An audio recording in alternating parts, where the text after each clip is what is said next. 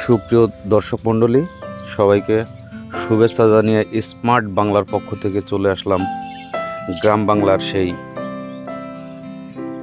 দৃশ্যগুলো আপনাদের সামনে তুলে ধরার জন্য। এই দেখুন, এখানে কৃষক সযত্নে কত সুন্দর করে ফলিয়েছে তাদের মনের মতো করে ফসলগুলা। আপনারা সবাই দেখতে থাকুন।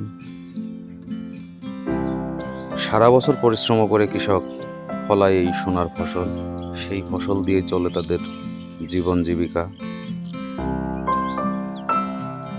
আমি সবসময় চেষ্টা করি কৃষকদের পাশে থাকার জন্য।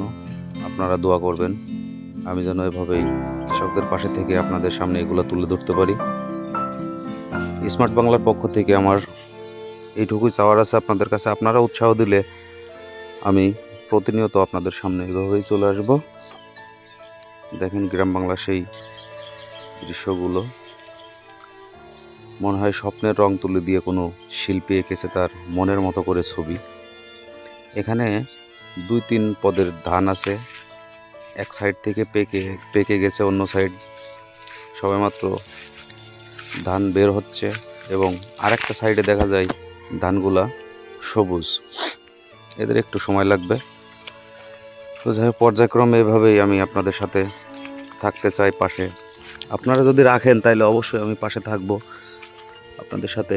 মাটি, মানুষ, ফসল, গ্রাম্য জীবন এগুলো নিয়েই কথা বলার চেষ্টা করব। সবার জন্য আমার এই ভিডিও, কারণ সাধারণত কৃষকদের পাশে কেউ দাঁড়াতে চায় না। আমি সব সময় চাই তাদের পাশে থেকে তাদের জন্য কিছু কথা বলতে। সবাইকে অসংখ্য ধন্যবাদ জানিয়ে শেষ